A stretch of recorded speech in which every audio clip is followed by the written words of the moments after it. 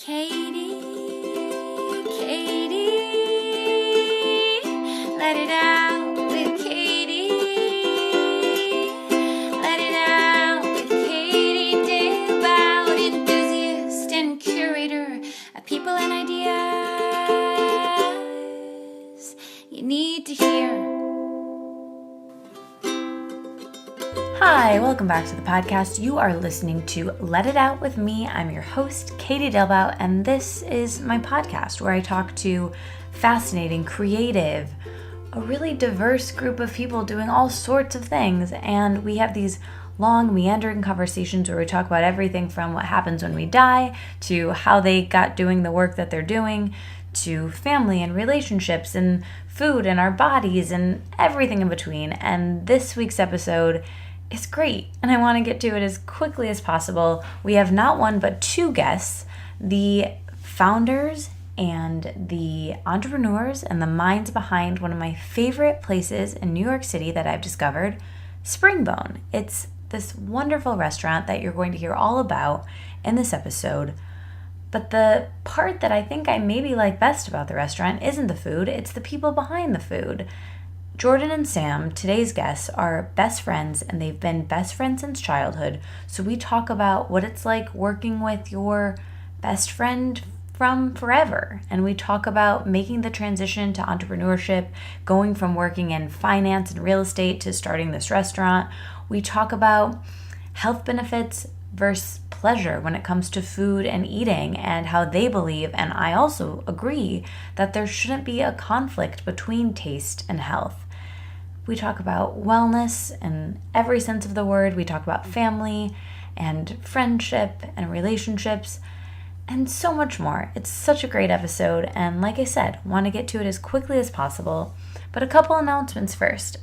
Number one, thank you so much for listening. If you've been listening to the podcast forever, that's amazing, and I'm so grateful for you. I love doing this. It's my favorite thing I've ever done. I started this podcast in 2013, well before everyone and their brother had a podcast. And I'm still doing it because I think podcasting is the new networking. It allows me to meet so many cool people, from the guests to the listeners. And that brings me to the first announcement. This week, if you're listening to this, the day it comes out tomorrow, Thursday, November 30th from 6:30 to 7:30, I'm finally doing the first in New York City podcast listener meetup, where we all get together, hang out, hug, eat some good food together, and guess where it's going to be? It's going to be at Springbone, and it's going to be a blast. And today's guests, Jordan and Sam, are going to be there, as well as some other past podcast guests are going to be there. Like, I don't know, should I tell you? Should it be a surprise? Okay, well, Danny, who played Mark Cohen in the 20th anniversary tour of Rent, who is my friend and past podcast guest, is going to be there. Angie, who feng shuied my room, who has been on the podcast twice. Some other guests might stop by, maybe Rachel from last week. You never know. It's going to be a mixed bag of a bunch of Let It Out alumni and listeners. And I think it's just going to be a really great time. So come by. It's going to be really chill. I have my books there if you want to get your book signed or buy a copy for a friend for the holidays. They'll be there. We're going to have snacks and really great food that you can try at Springbone. I love it there. I think it'll just be a really fun time. Really chill. Stop by. I think it'll be great. So see you tomorrow, November 30th at 6:30 at Springbone. And weirdly, I have another event this same week, you guys. It's just the way the cookie crumbled. It seems strange to have two events just a couple days apart when I haven't had any for a really long time. But you know what? That's just how it happens. So on Saturday, again, if you're listening to this the week it comes out, December 2nd, in the morning, I'm going to be doing a live podcast recording at Divya's Kitchen in the East Village. It's in my neighborhood, and it's an Ayurvedic restaurant, and I'm going to be interviewing the co-founders of that restaurant, Divya herself, who's written a cookbook and is the chef, and also her partner. I'm very, very excited. She's a really interesting story. And I love Ayurveda, and I'm excited to learn more. I think it's going to be really great. And then after that episode, we're going to stick around and have brunch. And they're doing 20% off for listeners. So if you come to the podcast, you get 20% off brunch. I'm going to be staying for brunch. I think it'll be a great time. So first off, I'm going to see you all tomorrow at Springbone. We'll hang out, and then again, we'll have brunch on Saturday. So if you're in New York or you want to come to New York quickly, do it. I think it'll be great. And if you're new to this podcast, thank you so much for listening. I hope you stay and check out the archives. I'm almost on episode 200, which is crazy and so exciting. So check out the archives, stay. I hope you like it. I'm so grateful that I get to do this podcast, like I said. And a quick note about this episode, I had the weirdest technical issues with this episode. I haven't had, knock on wood, any problems with my new portable recorder, except in this episode I did.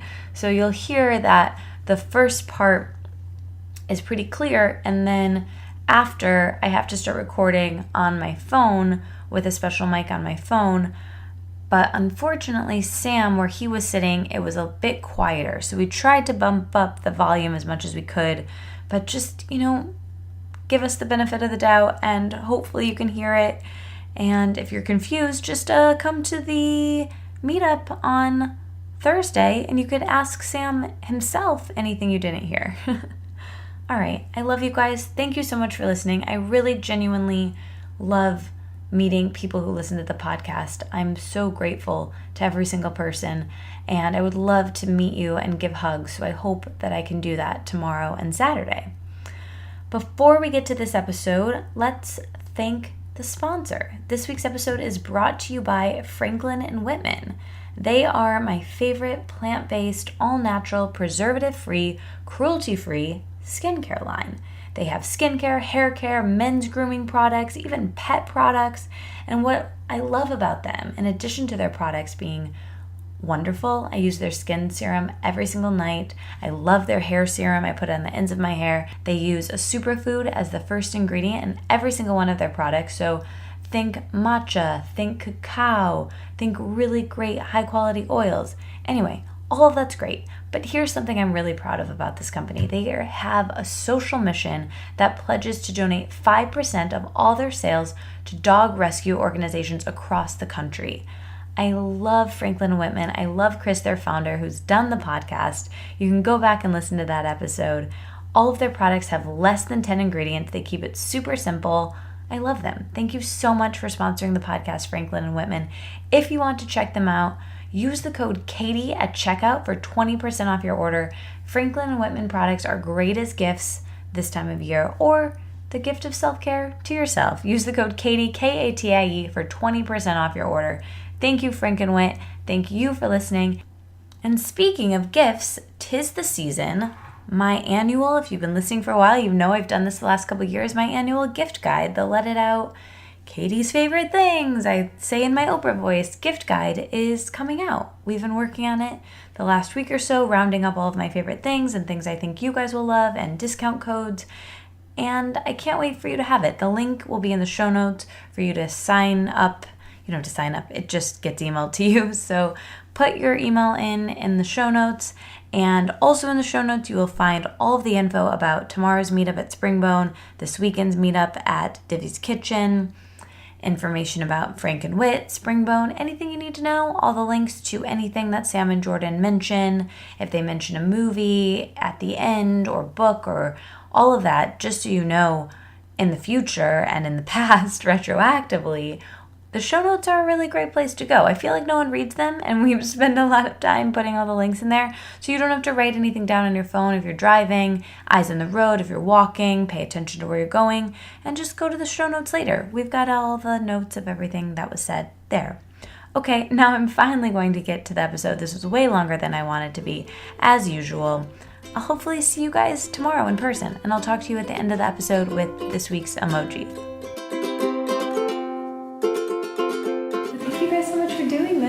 Yeah, are you kidding? We're very excited to, be publicized in your podcast. It's a serious honor, so thank you. As your biggest fan, I feel like I was so excited that day we got together to just be like, I feel like I discovered this place and I love it and I want everyone to know about it because it's so great. And then you were so nice to send me all those suggestions because I just moved to the city. No problem. And that was so nice. I feel like I have this wealth of knowledge stored up from 25 years, so I'm happy to share it. I know.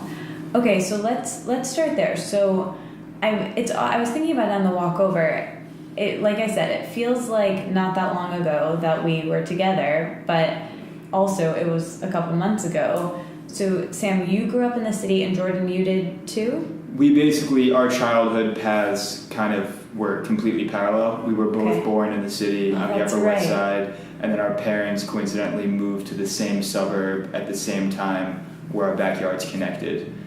So we haven't been able to escape each other. Yeah. So you knew each other, you were friends here when you were in the city, and then when you moved to the suburbs? I think we may have been like one summer in like a preschool thing together, but we weren't like close friends. Okay. But when we got to first grade in New Jersey, we were in the same class, and I'd say that's when we became like genuine friends. Really? So you were hanging out all the time as kids? Yeah. And then There was so our backyards connected, and there was like a rusty fence. And it really felt like the Sandlot. Like I had to climb. Do you remember that rusty fence? Oh yeah. Had to climb a rusty fence. It was so scary. And Jordan had a German Shepherd who was completely untrained. He was actually like the most scary dog ever. It's not just because I was a child. He was out of control. So getting to Jordan's house required going over a fence, making sure this dog didn't see me because he would attack. He would just attack you. But despite the challenges, we hung out a lot. Yeah, that sounds really traumatic. He must be worth it getting over that rusty. Did you ever come to Sam, or was it? Yeah, it was easier. I was able to walk downhill. So okay. So your friends, it really sounds like you grew up together. You're more like brothers almost. Do you guys have brothers and sisters? Yeah, I have two brothers. So we both have two siblings. Okay, so where do you fall on your... I'm the middle. I have an older brother and a younger brother. We're all sort of evenly spaced apart. Okay. Are you close with them? Yeah, very close. Are they in the city? They were both in the city up until this summer, and my little brother, who just graduated NYU, now lives in D.C. He's working on Capitol Hill, so that's really cool. Very Going cool. to visit him in a few weeks. Nice. And my older brother lives in the city. Okay. Not far from where we are right now. And your other brother is right here at the table. Yeah. Your third brother. So how about you? You have... So I have two younger siblings. Okay. My brother is here in the city, and my sister, she's actually also, my whole family is in the city. And my sister also was best friends with Sam's younger brother growing up. So there was a lot of, we were definitely family friends. Are your parents still in the house by the rusty fence? The houses? Not really. My parents kind of moved back to the city a few years ago. They're actually still trying to sell their house. So we spent some time there, but they're not there full time anymore. Okay. Yeah. And same with And me. maybe they've updated the fence. The fence got fixed in third grade. That was a big change. Oh, good. Yeah. That made your lives easier. Yeah. So your friends are elementary school. Do you remain friends in high school and keep hanging out? Yeah. And then you both go to college. Remind me, did you go to the same school? No. We went to different colleges. That's right. Not that far apart, but I went to Johns Hopkins in Baltimore. Jordan went to University of Pennsylvania in Philly. Okay. We totally stayed in touch. I went to Philly a bunch of times, and I don't know if you know, University of Pennsylvania has a wild weekend called Spring Fling, so I would always go up for that. And Jordan came to Hopkins. What did you come for? Yeah, for our en route to a road our trip. less cool party, the weekend party that was called Spring Fair, something like that. Yeah. So you guys were really best friends in every sense of the word. Yeah. So we took a summer trip together once. This is as bromancy as it gets. Okay. We took a couples retreat to Italy. I'm not kidding. Where we went to the Barolo wine region. Oh my God, this is my favorite thing ever. And then we go to Cinque Terre, which you can't get more romantic than that. And we're sitting having dinner by the Mediterranean Sea. Oh my or the God. Ligurian Sea to be. It's just you two? Sharing bottles of Just the two of wine. us. This is not a double date. This is just the two of us. This is a single date. This is the two of us sharing hotel rooms along the way. Okay, and it was a food trip. That was the ostensible point of it, but it was very romantic. And Jordan had raised the idea of why don't we like start a business? And we didn't really have a specific idea. Is this when at you're the in time. college or after No, college? this was after college. Yeah. At the time, Sam was working in investment banking. I was working in real estate, so very different careers from where we are now. Yeah. And it was just sort of like, you know, couple glasses of wine in, like, come on, our jobs are like, they suck. Why don't we like do something more exciting, passion, work together? And I'm like, I've seen people do this where like best friends work together. Bad idea, really can like jeopardize the friendship. Stakes are too high, not worth it. You should start something on your own. Fast forward a few years. Oh wow! So that this was before Springbone idea was planted at all. Wow. Okay. I don't remember if there was an idea at the time at that table. I think it was really just like it was just let's think of something. Yeah, it was like we're sitting there. We've had a week of each other. You got to like think of things to talk about. So we're talking about ideas for what business we could start. A few years later, Jordan then has the idea, Bone Broth Cafe, and again I was like, I still had that idea that like it's not smart to work with friends. I was also dubious of the concept to begin with, that this would be successful and whatever. Then as like we kept going, I sort of got a little more involved just as like a friend / finance person helping with certain aspects of it. And before I knew it, I was having a good time and I was like, I want to do this full time. Can I join you?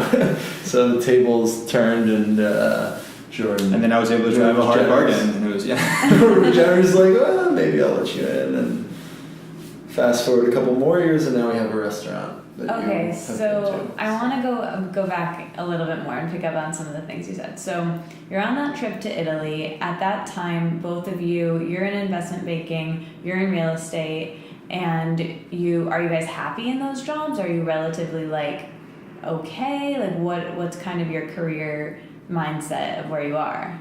Are you wanting something new? Speaking for myself, I was happy in life, but I felt kind of lost career-wise. I had kind of fallen into real estate development just because it was a job I could get that, that like paid reasonably well. But it was never something I was passionate about, but I didn't really know yet what I wanted to do. So there was no itching. It was itching to do something, but I just didn't know what that was yet. So that's kind of where I started the conversation. I said, let's brainstorm, let's think of something, because I know I don't want to do this. And it took another couple of years to really figure that out, what I did want to do. But at the time, it was more existential.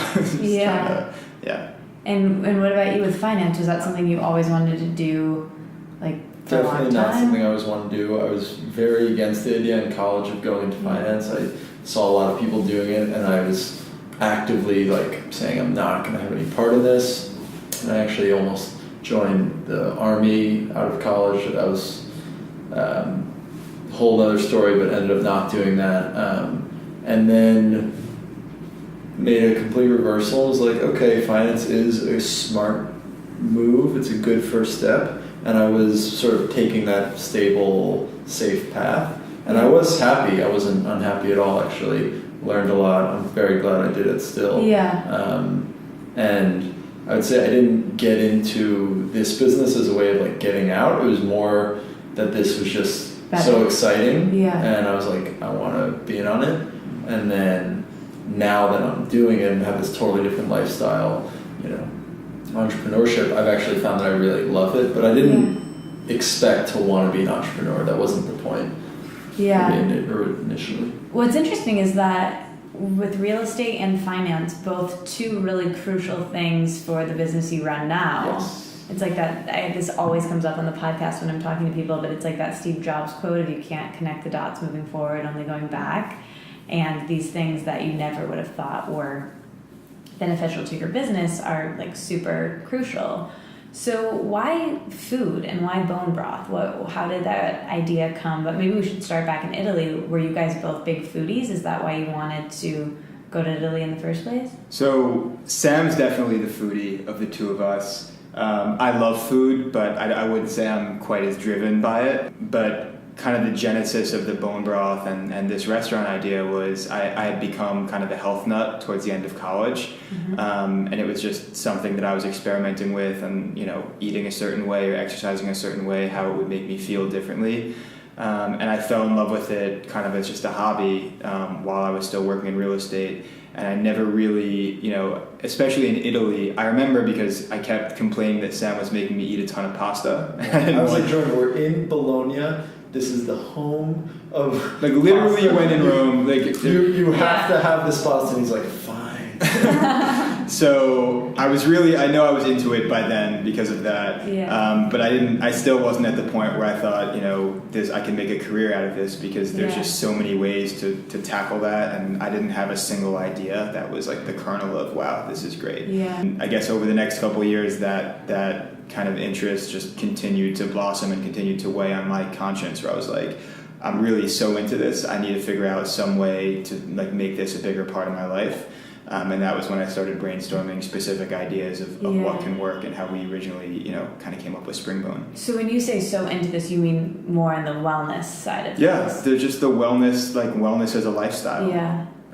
That's really interesting too, with the two of you, that connection between, you know, the place you have now with taste and health benefits coming together in such a great way. It really kind of speaks to the partnership of you two, with you being the foodie agree. And you having like the push of... Whenever we're like thinking about a new menu item, we basically need to like pass both tests, and I defer to Jordan on, you know, if like obviously I've learned a lot from him, and just, you know, along the way of like what is healthy, but still like he's our, you know, in-house nutritionist. And then in terms of taste, it also has to fit the same bar that I would defer to Jordan for all, you know, whenever we're developing new menu items, that they have to sort of meet the nutritional guidelines that we stand by. But, you know, Jordan's sort of the expert there. And then on food, you know, before Springbone opened, and I had basically 3 meals a day there, I was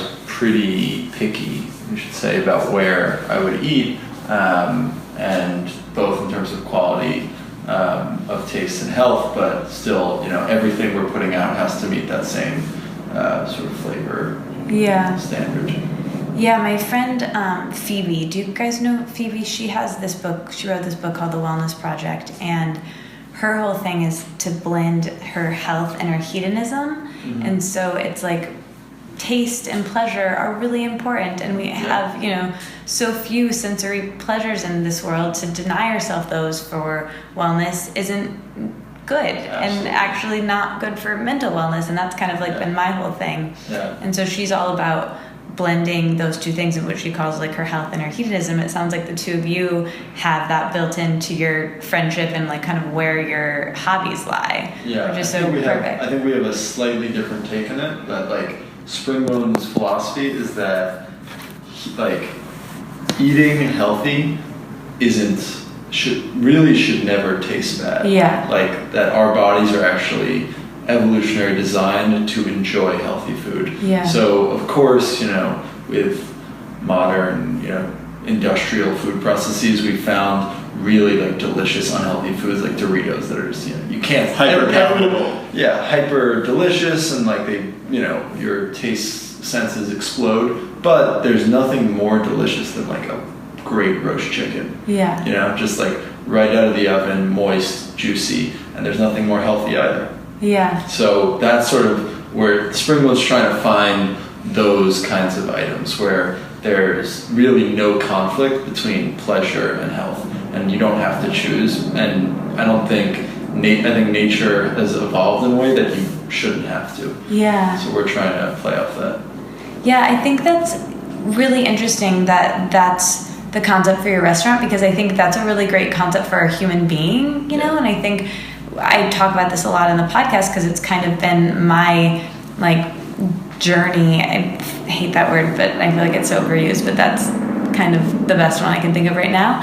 And I've found so many people who listen to the podcast and that I've just met in life who have had a similar situation where, like you were saying, and it was the same for me actually at the end of college, I was like super into wellness and super into all these things to a fault where I didn't really have a life.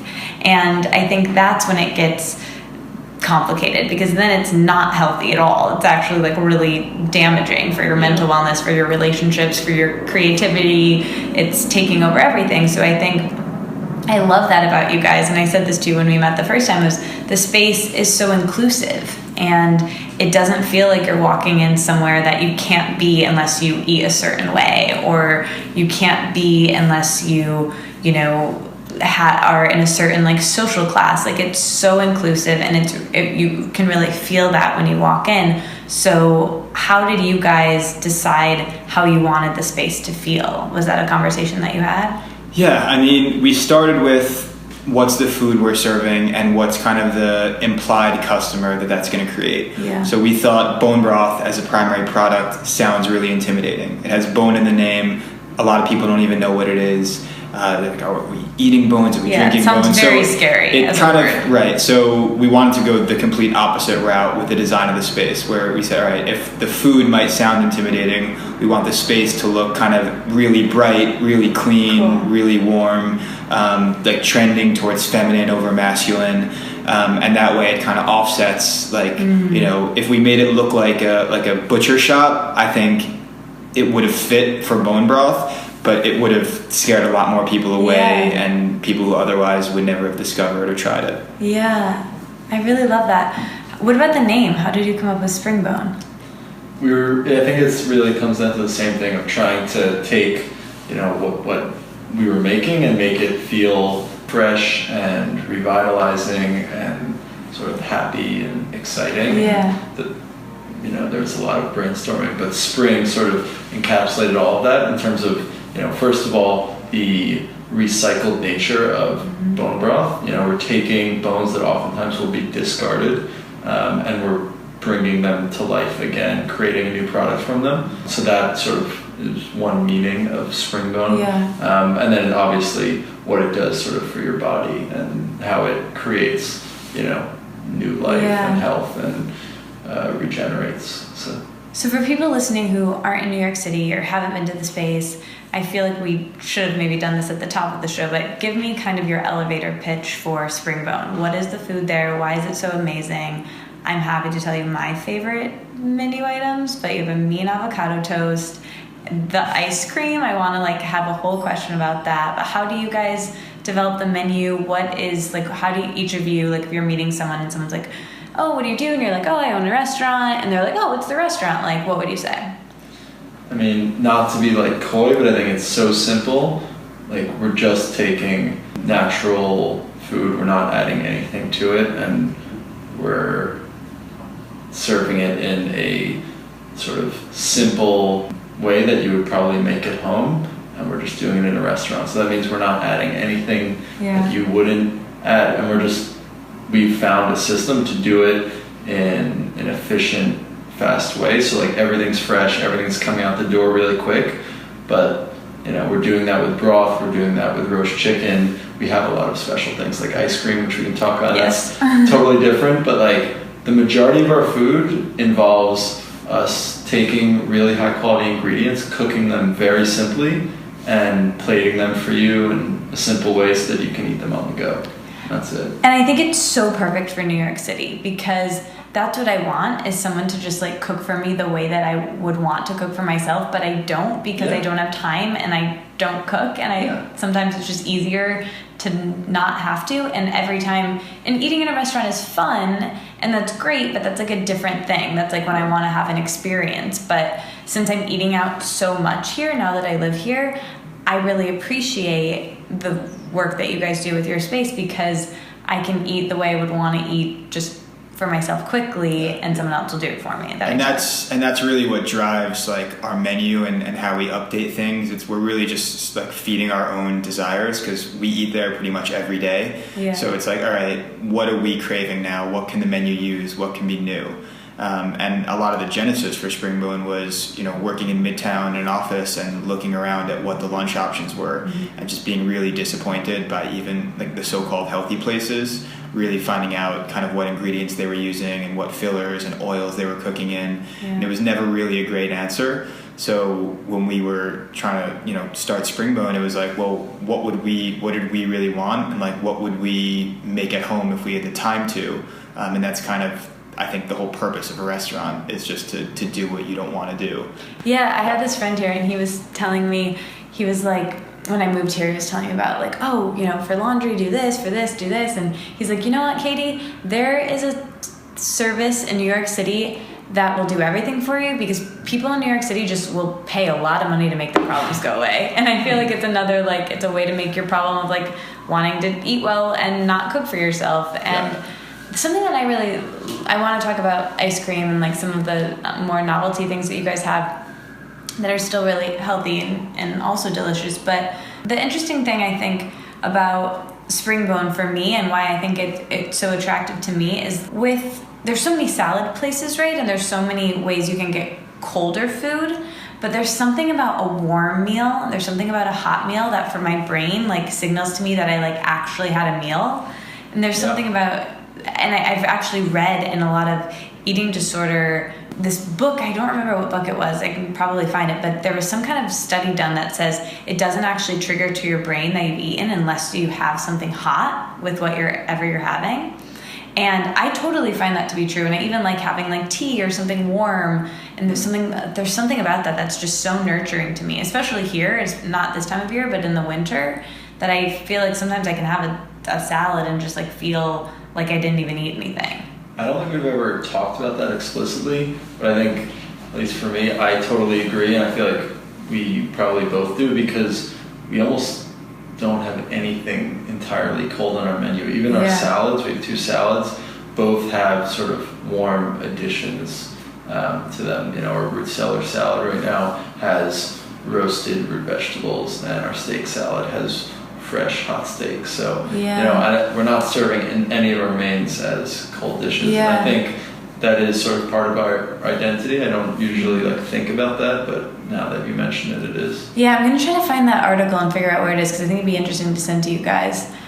I think we should just be really kind of mean to the people listening, or maybe in their cars driving, and just like make everyone really hungry and talk about some of the menu items. So the bowls are really cool because they all come with a side of bone broth, and there's a million different beautiful kinds of bone broth on your menu. You have a vegan bone broth, you guys will know the menu slightly better than I do, but I know it pretty well. Tell us about these bowls and tell us about the different kinds of broth.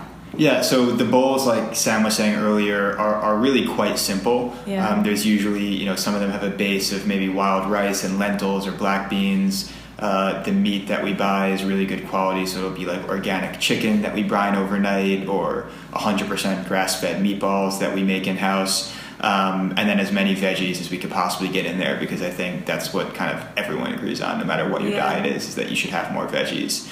And then when we were developing the menu, you know, we sell bone broth by the cup, which is great for a lot of people, and you pick it up on the go and you sip on it and whatever, but not everyone wants to buy a cup of bone broth, and some people are just coming in for lunch. So we thought giving a little shot on the side of the bowl was kind of the perfect opportunity to like get that little bit of hit of nutrition, that little bit of warmth, if that's what you're looking for. And because our bowls are hot and kind of savory, the broth goes really well with them. So we usually recommend people to actually pour some of it over the bowl, and you get kind of that added flavor. And I think it's just a nice way to incorporate something that has been marketed as, you know, as just like a standalone health drink, as just how you can incorporate it into other things and other foods. And that's another thing that you mentioned that I really love about the space and what you guys do, is you've really thought about all different types of diets. There's something that will meet everyone's needs, from vegan to paleo and like everything in between. Was that something that you guys thought about right off the bat? That was intentional. I mean, you know, there are certain commonalities that most people agree on, but then there's just, you know, it can go any direction and you can't please everyone with every single item. So we try to just give as much variety as possible for whatever your like dietary restriction is, or even just taste preference. Or what you're feeling that day. We've created a lot of optionality in terms of like substitutions, because we understand some people are, you know, okay with dairy, some people aren't, some people are okay with grains, you know, like wild rice, but some people are completely grain-free, so we have a number of like grain-free options. The commonality amongst all of it is that we just try to choose like the highest possible like state of each ingredient, whether it's like a vegetable being organic, meat being grass-fed, like the rice being wild rice, rather than just, you know, kind of cheap fillers that a lot of restaurants go for.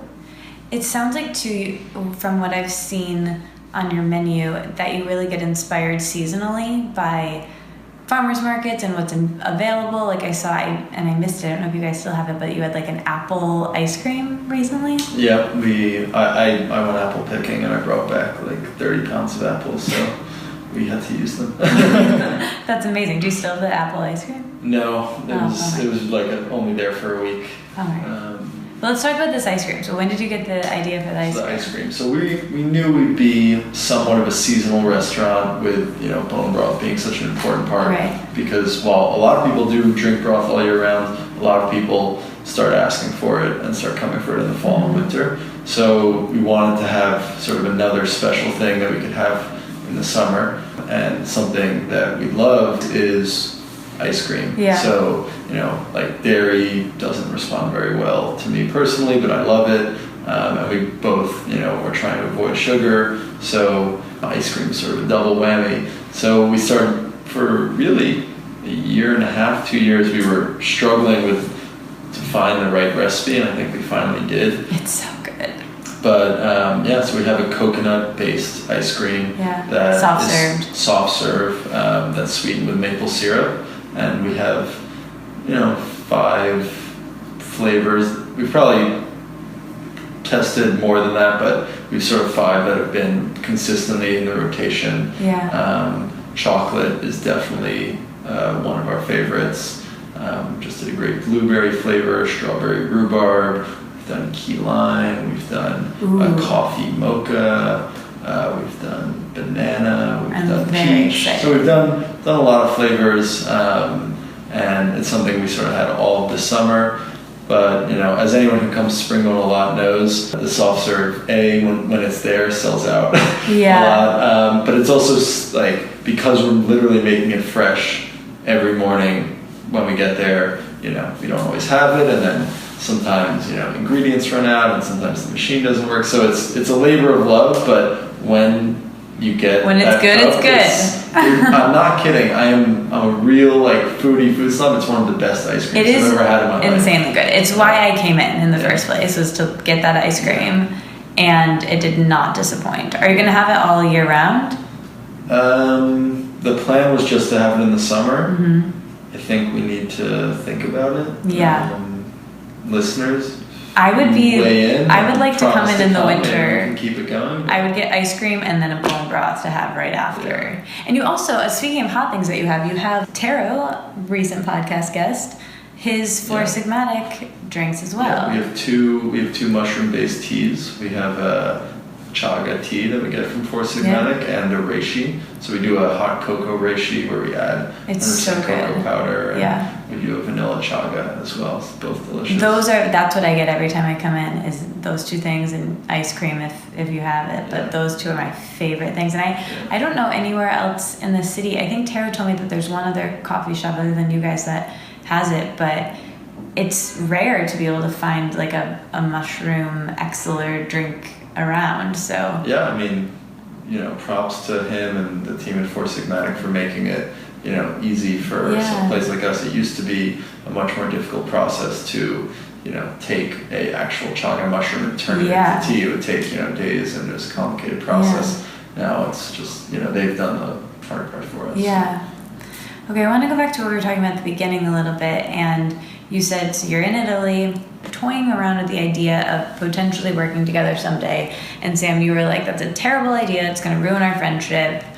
So now, you worked together for how many years? I mean, from starting to work on this, at least 2 years. 2 years? Yeah. So how is we're going to put some light on here so we're not sitting in the dark. Whoa! Whole change.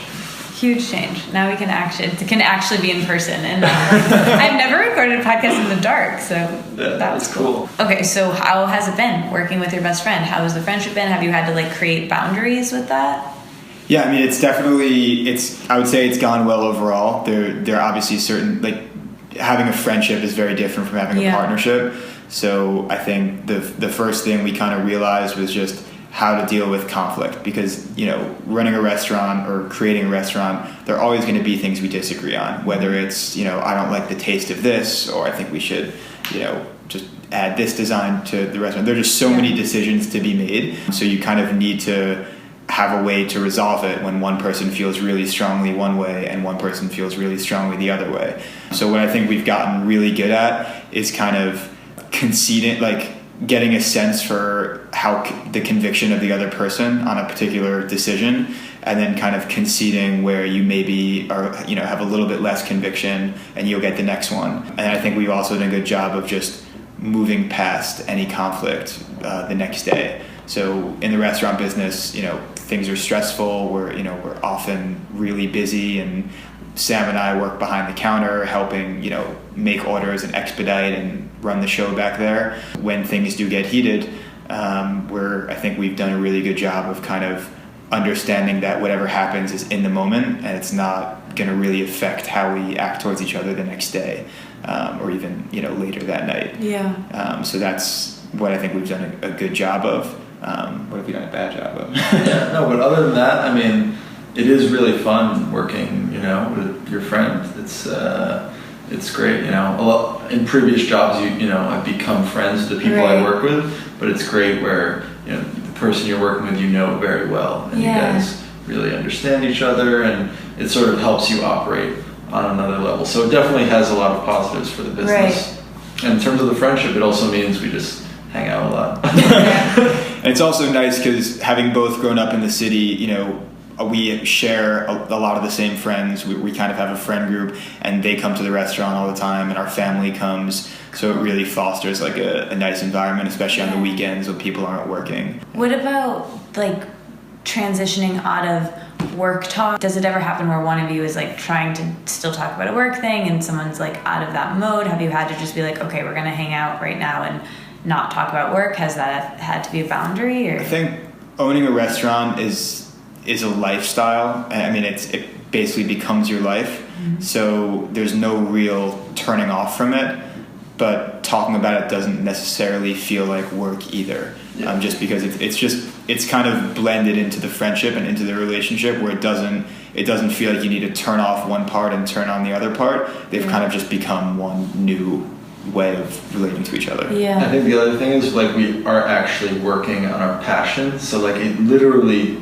is a very fluid boundary between, we'll start talking about something else that's a hobby, something we're doing, something we're passionate about, but it probably in some way touches Springbone. Yeah. You know, it's probably something sort of similar. So like there is no real, like, it's always, it's interconnected. Yeah. What about what we were talking about in New York, having the accessibility to places like Springbone?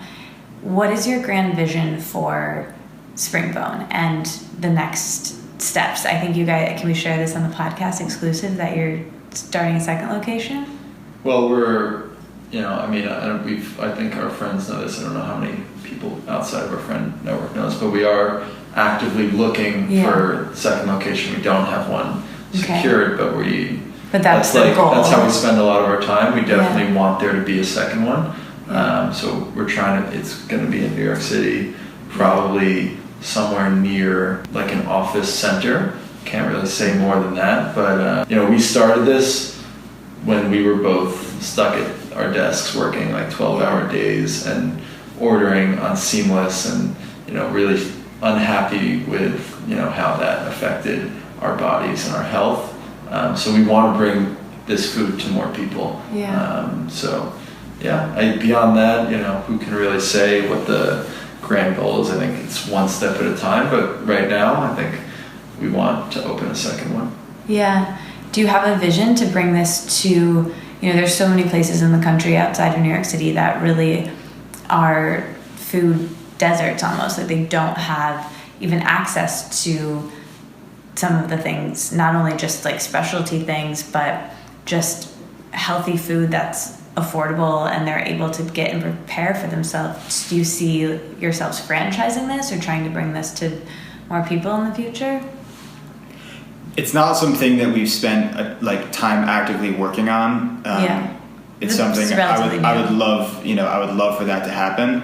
But I think along with that, it kind of requires just a change in the entire food system and agriculture across the U.S.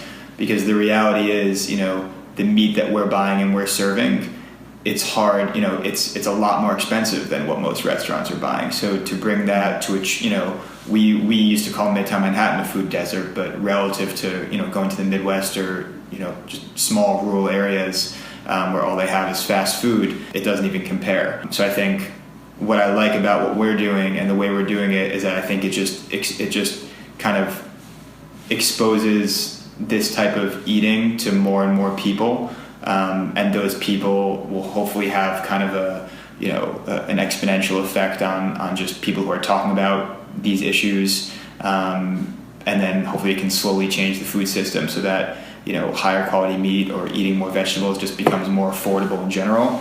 And then it can be a lot more practical to actually open more restaurants in places other than the middle of New York City or the middle of Los Angeles. Yeah, well said. It's like voting with your dollar on the things that we want. Okay, so what would you guys say, what advice would you give to entrepreneurs? If someone has an idea, they want to start something maybe with their friend, what would you say to someone maybe a couple of years ago?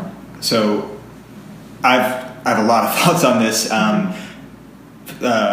So first of all, Sam and I, neither of us had any experience in restaurants or food, and we didn't really have any connections. We maybe knew one person who had a restaurant who wasn't a close friend. So we were as amateur as it gets when it comes to starting a new business and knowing what you're doing. So I think, for one, you shouldn't be intimidated at being a novice because there's a lot that you can learn on the go. I think you should know your limitations and know that you know nothing and ask a lot of questions. But don't let that deter you.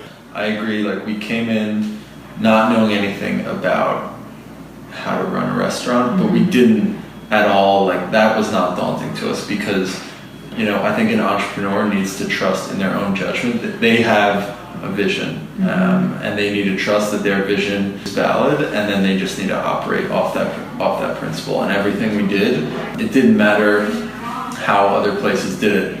We trusted our vision, we made changes along the way, we learned along the way, but we trusted that, this void we felt needed to be filled was real, and we kept driving towards that. So, the way we make our food, I don't think is the way other restaurants make their food. I think our model in the kitchen is probably not typical, but it works for us, and it was made specifically for the type of food we're serving. And maybe 2 years in culinary school, I might have learned a better way to do it, but I think common sense goes a really long way. And when you feel you have a problem that you need to fill, and I think every entrepreneur does, just by spending time working on that, you'll figure out a system that works for you. So I think to totally agree with Jordan. Don't let a lack of experience deter you. I've spoken to some friends who, hope to open a business, quote unquote, one day. And I always tell them now is the time. 21st century there's never been a time more forgiving of young 20-something entrepreneurs. There is a lot of people who are, interested in funding startups now. And there's so many resources. You can literally learn anything online. Any problem you need, you can find people easily. You can find resources. I don't think you need to wait until you're 40 years old anymore to say, I now have the experience to do something. I think you really can jump in and, kick that process into hyperspeed. So people should go for it. I think it's inspiring to hear stories like this for anyone, regardless of the field that they want to start something in, just to see two people who had an idea, that were excited about it, that were friends, that just decided to do it. And I think that, I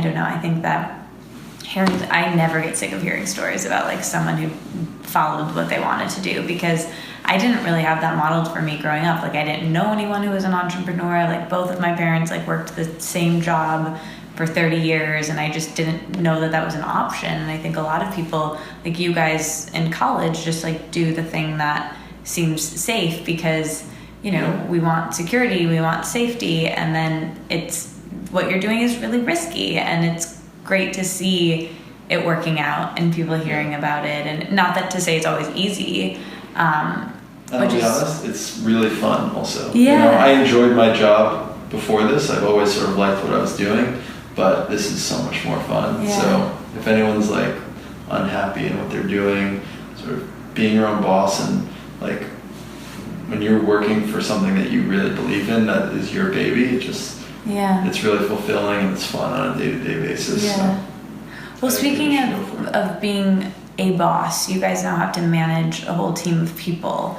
So how has that been? How has been hiring and managing the people that you work with, and how do you guys divide and conquer like the two roles that you have within the company? I think that's probably been the most challenging part, because that, I think, you know, experience does help there, and we have no experience in that. And it's just, that wasn't the reason we started this. We started this because we wanted to bring this kind of food to more people. We didn't bring because we wanted to be a boss. Yeah. And, you know, I speak for myself, I'd rather never be a boss and never manage anyone, but that's not practical to do what we want to do. So that is really hard, and that's probably one of the hardest things about running your own business. But it requires a lot of I think it's kind of like being a good parent, being a good spouse, boyfriend, girlfriend. It takes work, it takes conscious effort. You need to be mindful. Just like any other relationship. Yeah. You need to think about how you speak to people, and you know, like I've read managerial books, you know, that I used to think were like silly, like why, but like you need to really think about how you act as a manager. You can't wing it. You can't, you know, maybe some people can, but I think it's the kind of thing where you really need to think and control your thoughts and actions, because, you know, it's just a whole new thing. Yeah, that makes a lot of sense. It's weird because you think of yourself, or, you know, I think of myself as just a person, and it's weird to think that there are other people who are thinking of me as, you know, they have me in their phone as the boss. So you kind of have to reframe just your whole identity, like how you're coming off to other people. Whereas like you may be able to say something one way to a friend, when you're saying it to your employee whose salary you pay, it's just a different mentality. Yeah, and that it kind of feels weird because you're not always aware of it, but you become aware that they're aware of it in that way. It's an interesting place to be. Does one of you mostly deal with the personnel things, and one of you deal with, or do you divide all of the roles? Say within like managerial stuff, we have like different sub roles, but I wouldn't say it's like we both do a lot of stuff there with management, but like in terms of payroll, Jordan does payroll. You know, there's like specific tasks that are divided up. Yeah.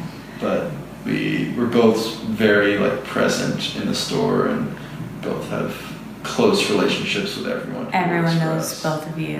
Very well. Yeah.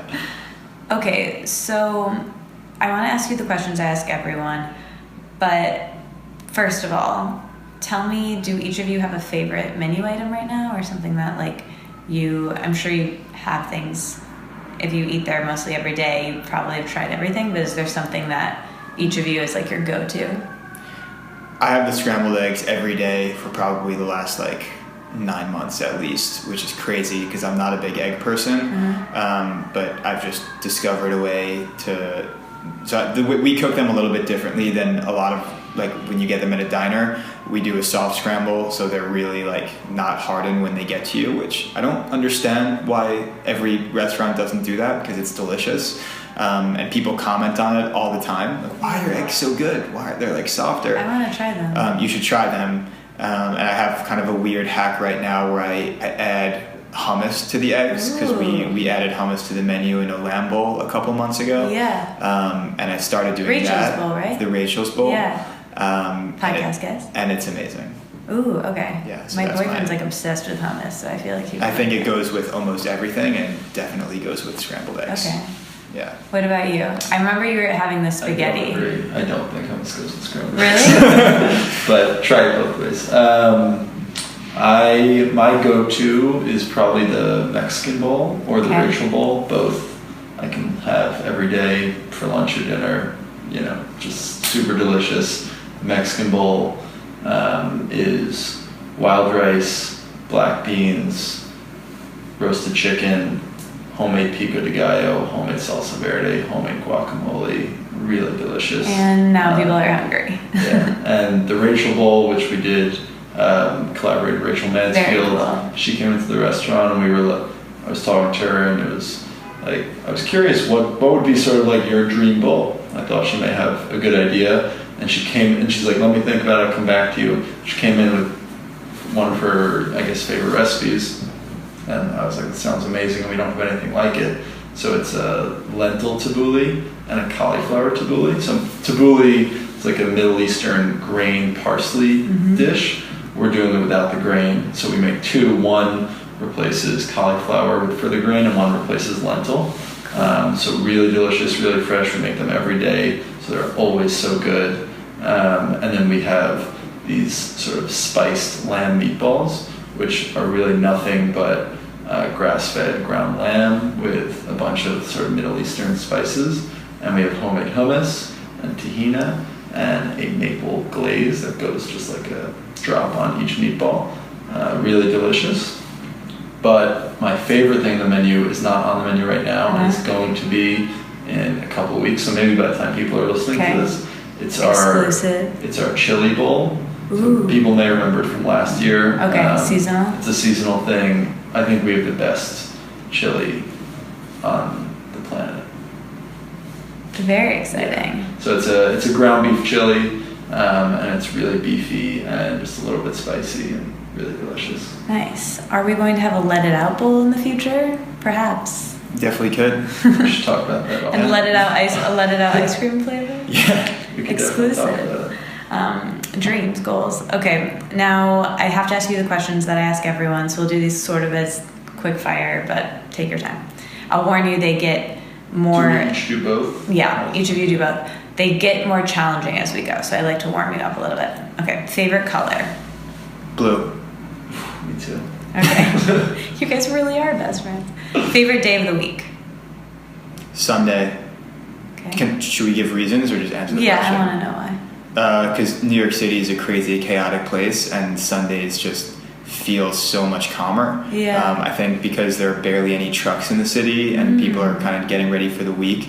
And we also don't have the Sunday dread because we don't have conventional jobs where, Monday is the beginning of the week. Every day is kind of a work day. So just something about Sundays, especially, where our Springbone's right off Washington Square Park, which is always just really charming on the weekends. Yeah. So there's just a different feeling that I love. There really, it feels quieter and calmer on Sundays. It really does feel like that here. Yeah. I guess kind of everywhere, but there is something about that in the city I've noticed. Yeah. Okay, before you answer the question, let's talk a little bit about New York City. It made me think of that. Yeah. You guys are from the city, grew up here, always around the city. What do you love most about living here? As someone who just moved here, why is it... Someone told me that New York City is built on a crystal. Have you ever heard that? So that's why it feels so magical here. But why does it feel so magical to you? What are some of your favorite New York moments? What do you love about the city? Yeah, I mean, New York City is amazing. I think partially it's just that it's home to us. So somewhere where you grow up and you have memories sort of on every block and every neighborhood makes it so special for me. And I think but that's sort of personal. But for everyone, I mean, every block has character in New York City, and every block has action. Every block has its own sort of reason for you to go there. And I've lived in a lot of other cities, and I've never seen any city that has that, where there's something special everywhere, and it's endless. So you're always discovering. I remember, through high school, even now, a little less so now, but in high school, I always felt like I was constantly discovering little places, little streets. Yeah. So I just felt like an explorer in New York because there's so much to find. And I think, for people, I'd say that takes at least 25 years to go away. So if you recently moved to New York, like you, I think you have 25 years to look forward to, a feeling of like always discovering something. So it's a pretty special city. And then obviously, I mean, the food scene, the culture scene is unparalleled, and there's just vibrancy on the city, vibrancy on the street. You can just see like so many people are passionately going about their lives. It's a really special place to be. Yeah, I think it's so interesting what you said about always discovering things, because I think that really will never end, even after 25 years, because there'll be new stuff. New stuff's constantly coming up. Yeah, and I've really been trying to walk on different, because you know how you have like the places you go to all the time, so you walk the same way. Yeah, I've been like forcing myself to go, because for so long I was like really tied to like what my phone told me to do, because I just didn't know where I was. But now that I'm like understanding uptown, downtown, the avenues, the streets, I've got it most of the time. I like take a different street and there's so much to discover. I'm like, this is right here, but I wouldn't have known if I didn't walk this way. Yeah, every block is packed with like gems. And that's how I happened upon Springbone. Like I saw Rachel post about it, but I walked by and I saw the easel in the front with the ice cream, and I was like, this is the place. Like, I just happened upon it, which is such a New York magical thing, you know? Yeah, I mean, I still know I have not scratched the surface in terms of like how many cool little businesses and like special places there are in New York. You just can't. There's like little yoga studios in Hell's Kitchen that I've never been to, where, you know, there's like someone who's owned it for 25 years and like it's their heart and soul has been poured into this place, and they have, I'm sure, a devoted, you know, little community of followers who go every day. And, but like I've never stepped foot in there, and like it doesn't need me. But if I did ever find it, and you know, it would be amazing. But New York City's full of those places.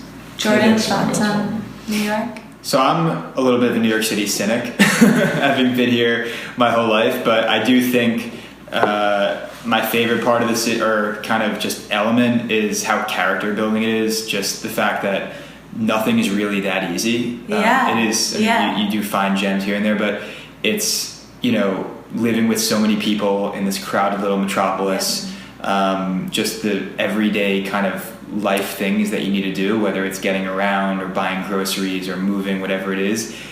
It's always a challenge, and it kind of forces you to, it really keeps you like on your toes in, I think, like a positive way, where you're always kind of growing and trying to figure out better ways to do things, because it's not slow and it's not easy, and you can't kind of get complacent because it'll just throw something at you, which is pretty cool. I think it's like when I was moving here, I was like, it's good for my personal growth for me to be here. I think it makes you more resilient, and then it forces you to connect with humanity in ways that other cities, I think, don't, just because you're walking everywhere, you're like hugging people. I was literally hugging someone in the subway yesterday because there were so many people. And anyway, it's like right up in your face how connected we all are. You can't stay in a comfort zone. You have to leave it.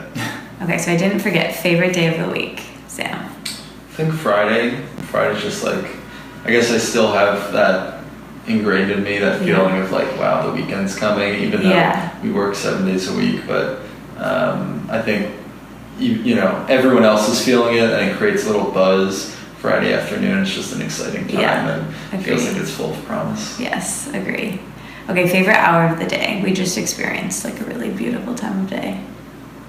Twilight is my favorite.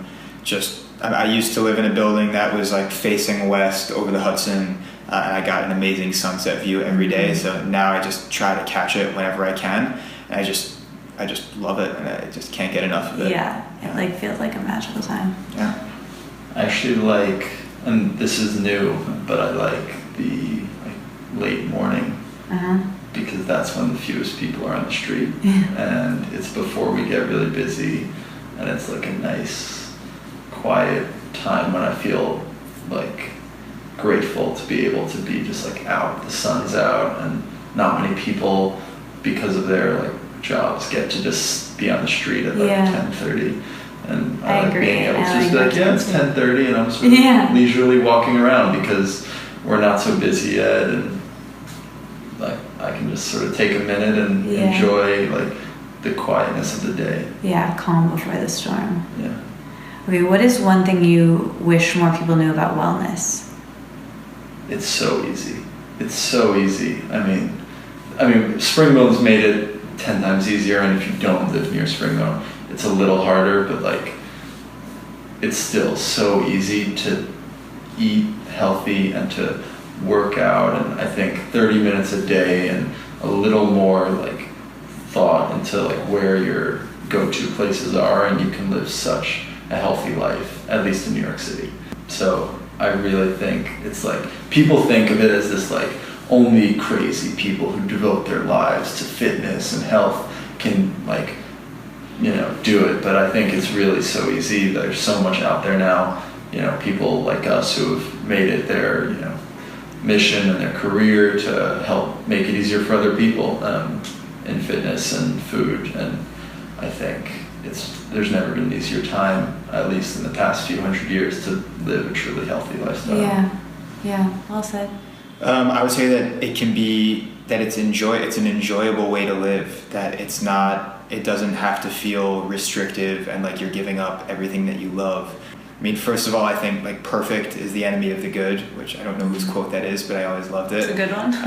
That, you know, it's not like you can never eat food that you like, or you have to be constantly exercising. There are broad strokes things you can do that make your life, that make you so much healthier and make you feel so much better.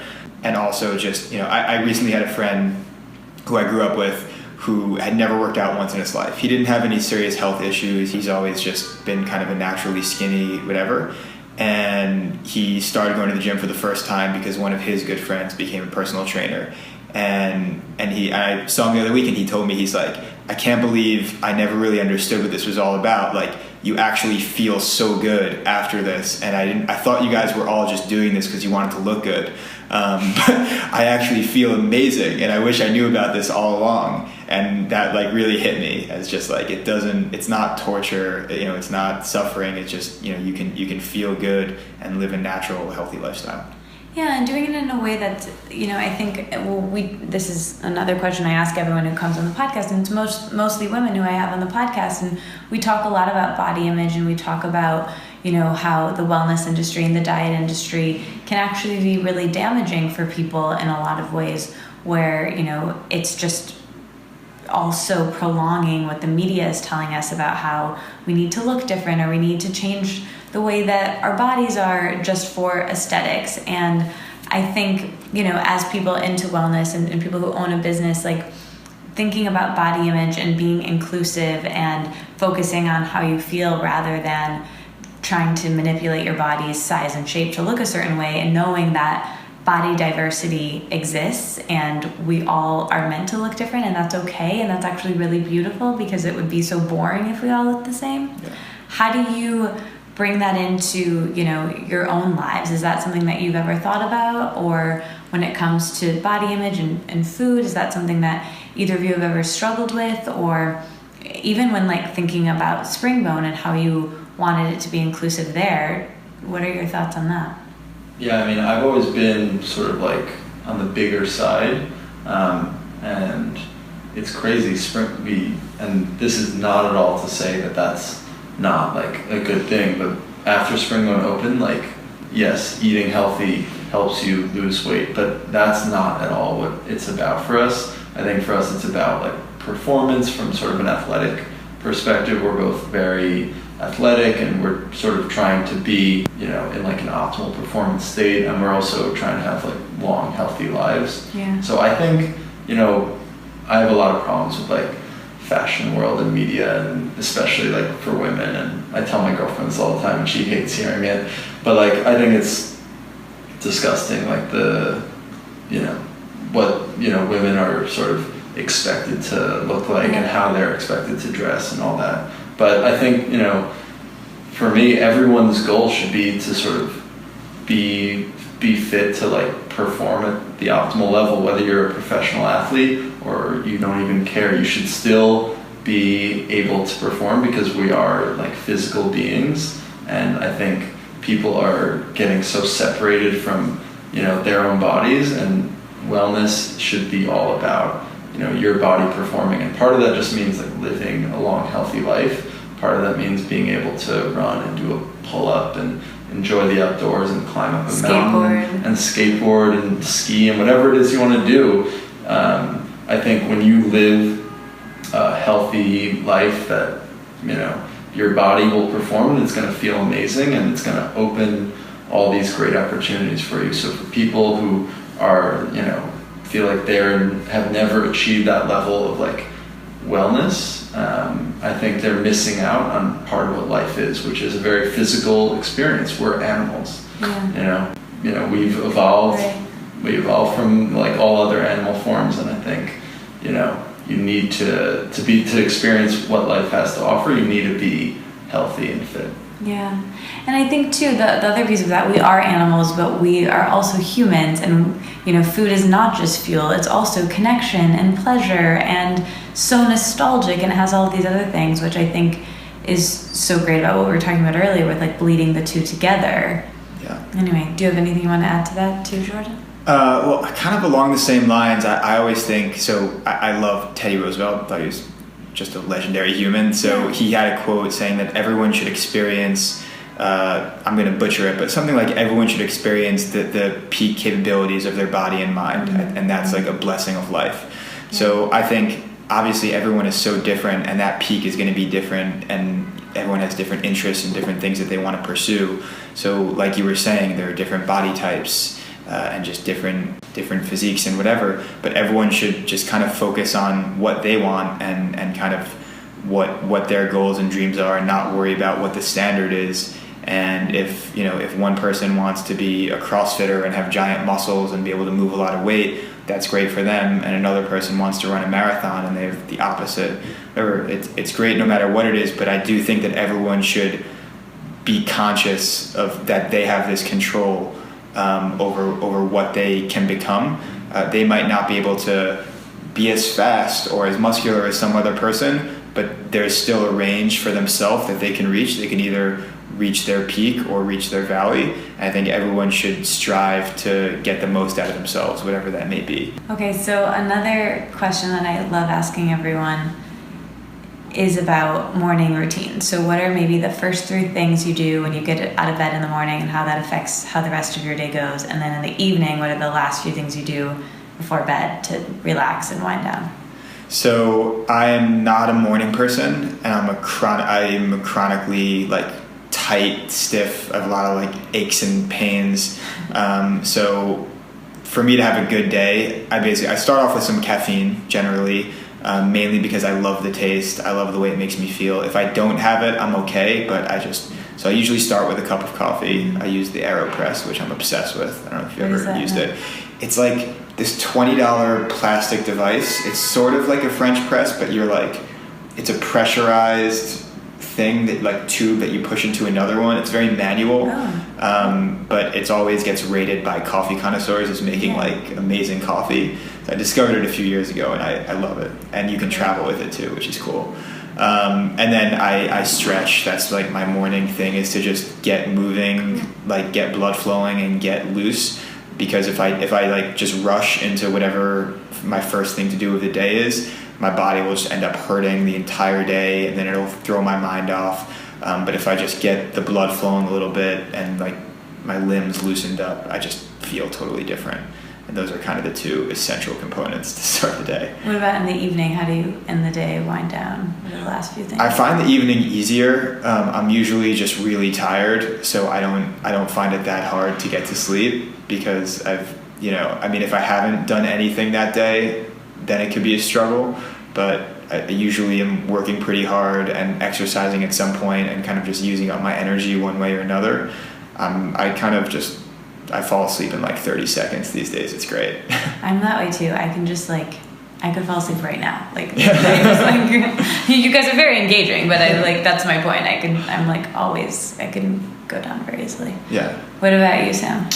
For me, like first thing in the morning, I just basically I get dressed and I go to Springbone right away, and sort of there's always something, and I just sort of don't like to waste any time, and I just go right over, and then I'll figure out sort of how my day will unfold from there. But are you usually the first one there? No. Usually there's like people there who are either in the middle of opening or they've already opened, and I just either we'll jump behind the counter and start helping, or I'll see that everything's under control and then I can open up, email or whatever I have to do. But usually I don't have like a morning routine. I basically try and just start my day without any ritual. Yeah, cool. What about in the evening? What do you do to like wind down? I'm definitely a night owl, so I very much enjoy a long evening. So like even if I've had a long like day of work and it's 11 o'clock, I'll still like hang out for like 3 hours at home and basically just enjoy my time, whether I'm watching a movie, watching a show, listening to an audiobook, working out, just hanging out, anything. I don't get tired. Like I can fall asleep easily, but I also don't get tired easily, so I like to enjoy myself sort of alone at night. Cool. How do you guys handle stress? You own a restaurant and stressful situations, I'm sure, and just like being in New York City and a person in the world wherever you are, but what do? I wrote this book about journaling, that's really helpful for me. So is writing ever something that you do? Are you guys in therapy? Do you meditate? How do you handle stress in your lives? Like just sort of being active, and you can call it working out, but just like getting out, and whether it's riding a bike or going to the gym or skateboarding, going hiking, anything like that. I pretty much do something like that every day, and I think that outlet sort of takes care of it for me, because otherwise obviously we'll get stressed, but I don't feel like there's a accumulation. Like in the moment it can be stressful, but I think just being like active and having a lot of different outlets and hobbies, I never feel like stress is accumulating. Like each day is fresh. That's great. That's amazing. I've tried a lot of different things because I'm very into just the world of self-help and self-improvement. Yeah, so I've tried like the full laundry list of meditation and journaling and gratefulness and mindfulness and everything. For me, getting into nature is probably the number one thing that I feel like my body and mind requires. So I try to get out of the city, or at least get to the park or somewhere with green and trees and like relative quiet. Yeah. And I feel that I just feel my entire body shift as soon as I'm in that setting, and it kind of puts everything into perspective. And then one thing I've been doing recently, so I'm really into, Sam knows this, I'm a fanboy of Tim Ferriss, who's like the books and the podcast. Yeah. And I saw him like a month or two ago post something that he carried around in a couple of notes, and one of them was a reminder, and it said, notice the best part. Mm-hmm. And I saw that, and it really like struck a chord with me. So the last at least few weeks I've been doing that and trying to, like, if I'm ever upset or whatever, I think, okay, notice the best part. Ooh, and it's been so effective for me, and like incredible. And I don't know how long it's going to last until my mind discards it and stops responding to it, but that's been awesome recently. Ooh, I really like that. I kind of did that today by accident. It's like a long story, but I had to like lift all these boxes into this thing, whatever. And it was like so terrible, but I was like, you know what? This could be so much worse if it was not a beautiful day outside. You know, so I like found there's always some good element. Always. You can always find a bad part, and you can always find a good part. Yeah. So if you try to tell your brain to look at the good part, I feel like it's really helpful. Yeah, and I think the universe is something we can like communicate with and have a relationship with and like send gratitude towards. And there's this great movie, my favorite movie, it's called Happy Thank You More Please. Have you guys seen it? Yeah. Anyway, you should watch it, it's good. But there's this great monologue in it where they're saying that, you know, if you notice the good things, basically more of them will come to you. And if we're paying attention and focusing on the things that we don't want, more of those come to you. So I have these little, like, what I call like happy thank you more please moments of the day of like, more of this please, more please. Like after you see something that you want and are grateful for, instead of just saying thank you, also say more please. Not for that exact thing to come, but that like energy or anyway. Yeah, I love that. That's awesome. Okay, so this is a good transition to this question. So where are you with spirituality, God, what you think happens when we die? It's something we always end with talking about. Labels are tough, and I've always been a very like kind of logical, like my Myers-Briggs is like the logician. Mm-hmm. So that's kind of how I think about the world. So I have a hard time with God kind of making a strict decision where either yes or no, because I think it's impossible to know for real. So I've kind of sidelined that line of thinking and just focused more on like what makes me like kind of feel the best and feel like I'm the most fulfilled and like contributing to the world in a good way outside of some religious spectrum. I've experimented a lot with meditation. I've never been able to make it a full-on habit, but I'd like to kind of keep pursuing it and see if I could like lock it in. And I'm just Do you ever listen naturally. to Dan Harris's podcast? I've read his book, 10% Happier. I felt like you would like resonate with him. Yeah, so I really liked his mindset, and I feel kind of similar to that. Yeah, I really remember you. I need to book a silent retreat at some point. He's cool, yeah. I like what he says about meditation. Cool, Yeah. I like that.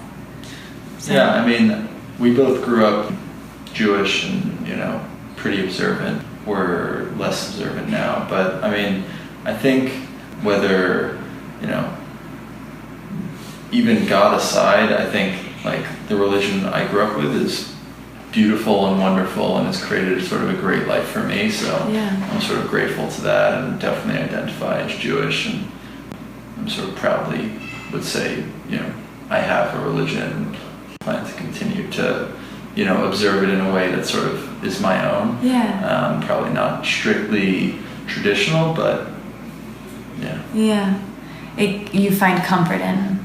Yeah, I mean, I think there's just so many beautiful things about it. Yeah. History, tradition, my own family, the fact that like it worked for me and I got a happy life from it, and there's just a lot of great values to be found in it. So I think there's so many religions like that, and every religion, you know, if you channel it and like use it the right way is wonderful. Yeah, so. take the good parts out of it. Yeah.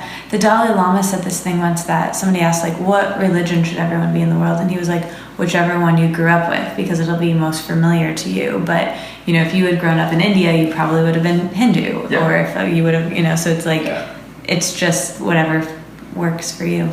Okay, so this will be the greatest lesson in each of these categories. So we did spirituality, greatest lesson on family. Like our greatest lesson? Yeah, something that you want to share. Family will always have sort of a place above friends, and, you know, as you get older, when you're like younger, I think you think like friends are sort of, you know, your confidants, but as you get older, you realize like the only people who will really always be there is your family. So you should sort of treat them, I think, as like your confidants and closest people, because they are sort of forever. So I think you need to like value them and put in like I don't know, I guess you need to put the work in and like make that relationship the most special one. And I think Yeah, that was well said.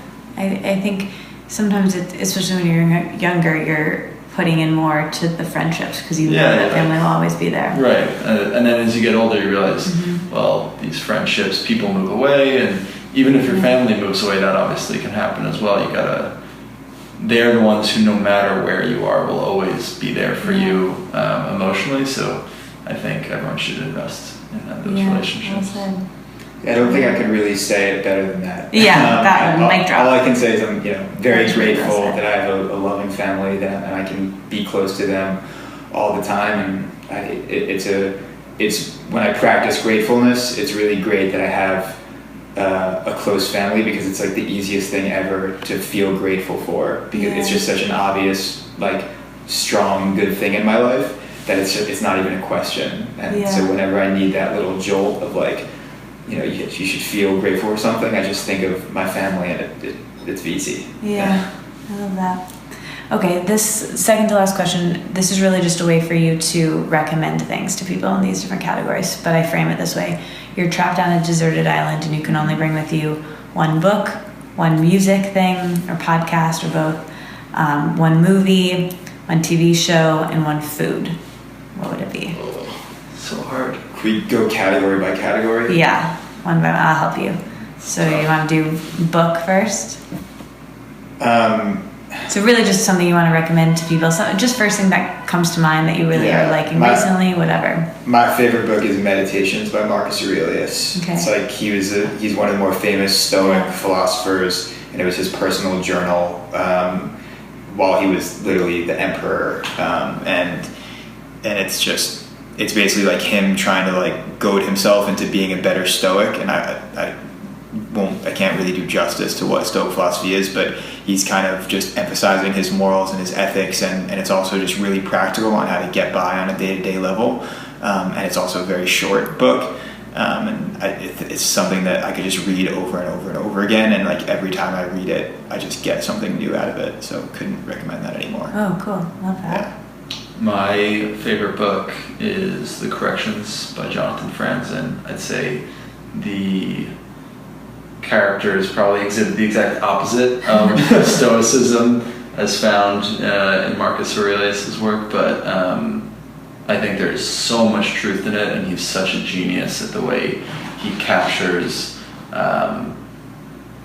what's going on in everyone's mind, and there's so much that is unsaid that's going on in our heads that I have felt but never been able, but just day to day doesn't bubble up to the level of consciousness, but great authors like him are able to bring that out in the many characters in his books. I think that's his best. Okay, movie and TV show. Yeah, I'm a huge fan of both of those. Give us a couple like top faves or things that you think people should watch or that you love.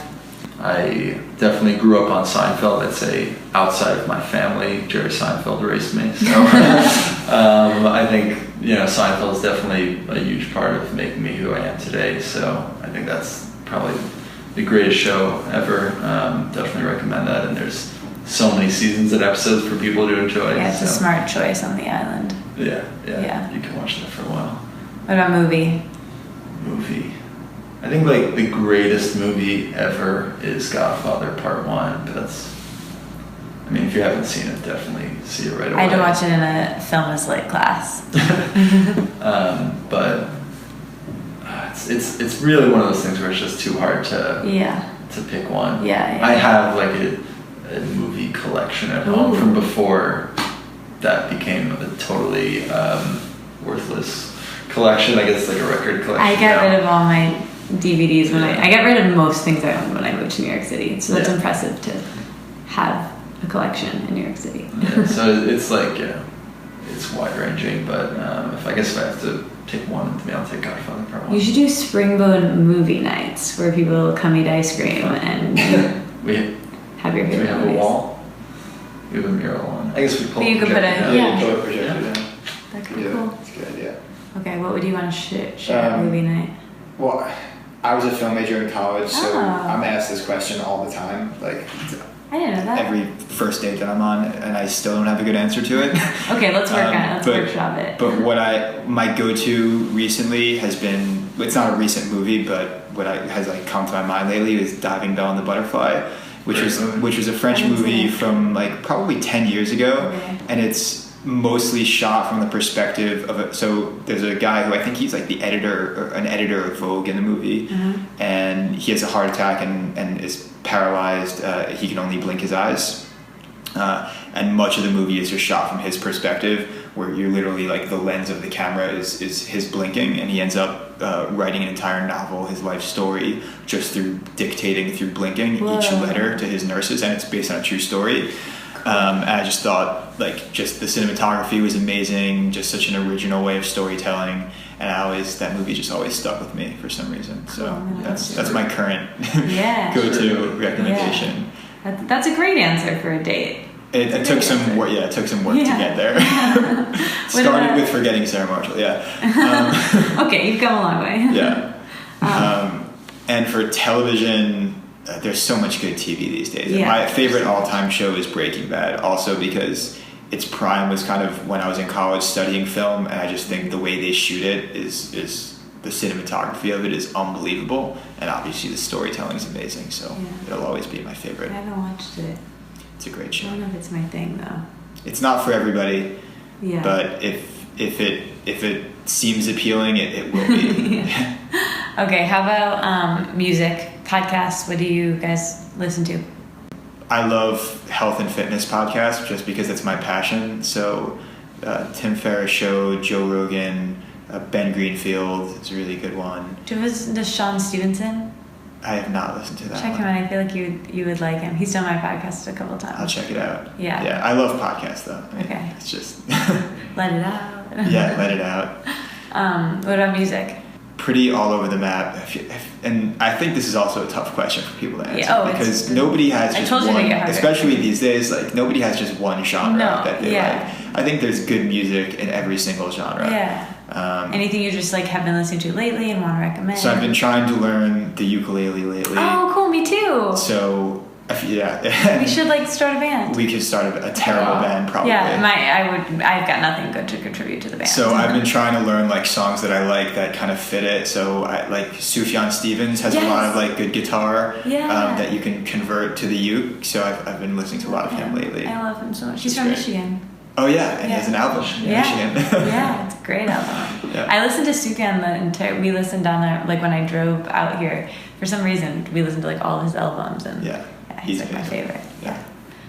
I think music. I'm all over the map. Recently I've been like into Bach, and I like opera as much as I like Notorious B.I.G. So Cool. all over the place. Podcasts. The only podcast that I like have consistently keep going back to is How I Built This, which just as an entrepreneur is just really fun for me to hear other people's stories.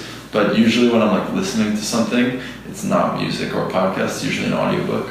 Cool. I'm a big audiobook person. I like these audiobooks too. I like these like mega so I usually read fiction and listen to nonfiction.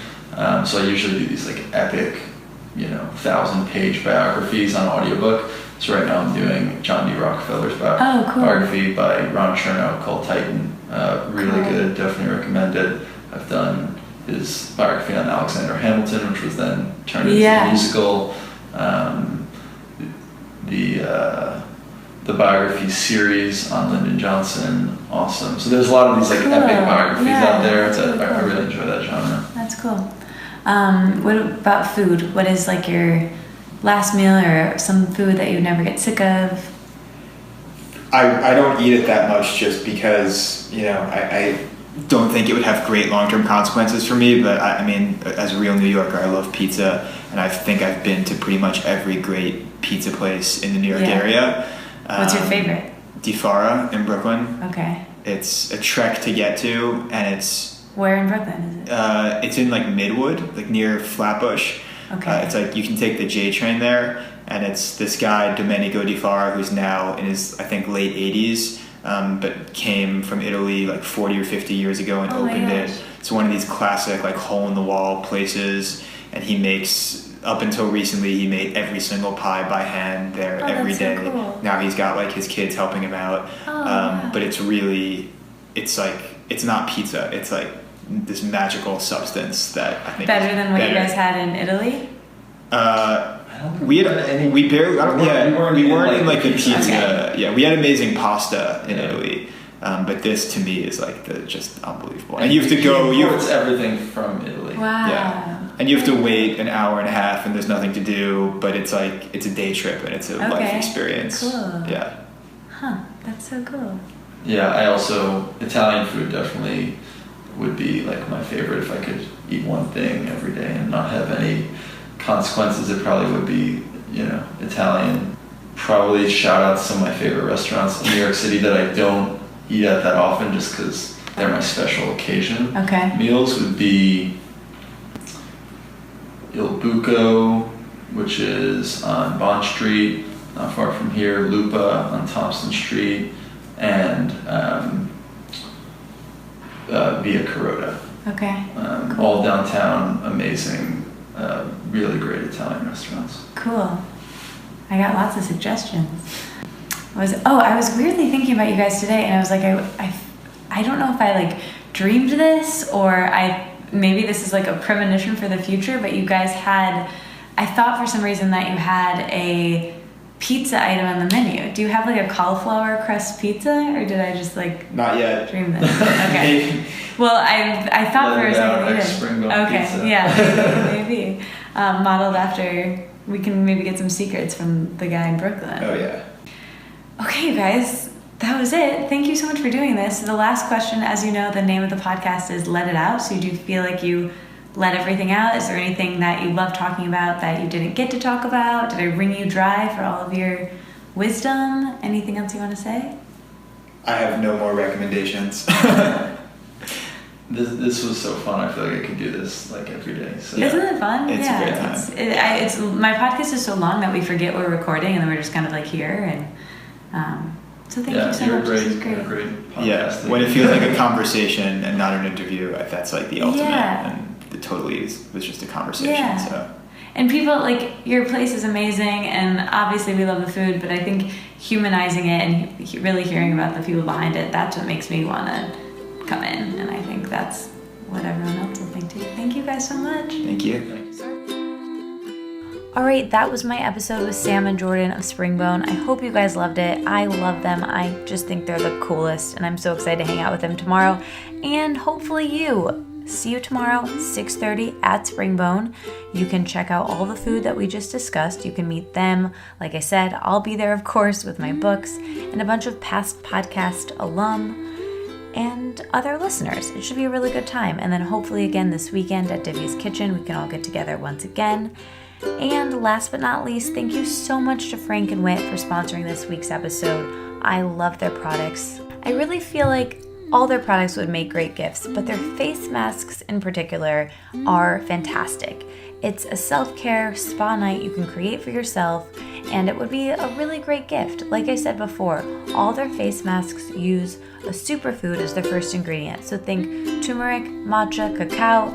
Those are just a few examples. You really feel like you're doing something great for your body when you use these products, and I think they would make great gifts. So use the code Katie at checkout for 20% off. That's Katie at checkout. Thank you so much, Frank and Wit, for sponsoring. I love you guys. And I love you for listening. If you're new to the podcast and you liked it, check out the archives. If you've been listening for a while and you like it, maybe leave a review on iTunes or share it with a friend or blast it out of your car speakers or your earphones on the subway. I don't know. I hope you guys liked the podcast this week, and I hope the technical issues were okay. Come to the meetup and let me know in person. Give me your feedback there. That's better than an iTunes review. Just come tell me. I can't wait to talk to you guys and hug you guys tomorrow. I love you. Okay, the emoji for this week's episode is the pizza because A, I don't think I've used that one before, and B, we talked about pizza and Italian food quite a bit. Pizza it is. Tweet that if you are still listening to me rambling at me and at Springbone. Comment on their Instagram to let them know that you finished the episode, and let me know as well. I am at Katie Dalebout on all social media. Let's be friends. Springbone is at Springbone. They're very active on Instagram, so follow them and tweet at them or Instagram at them, comment at them, message them? I don't know. Just send them the pizza, you guys. And I'll see you guys tomorrow at their space in New York. I really am so excited, and if you're not in New York, hopefully we can do these meetups all over the country and world someday. I would love that. Tweet at me and tell me where you are and where we should do the next meetup. I want to come everywhere. So, all right. Talk to you guys soon. Love you. Bye.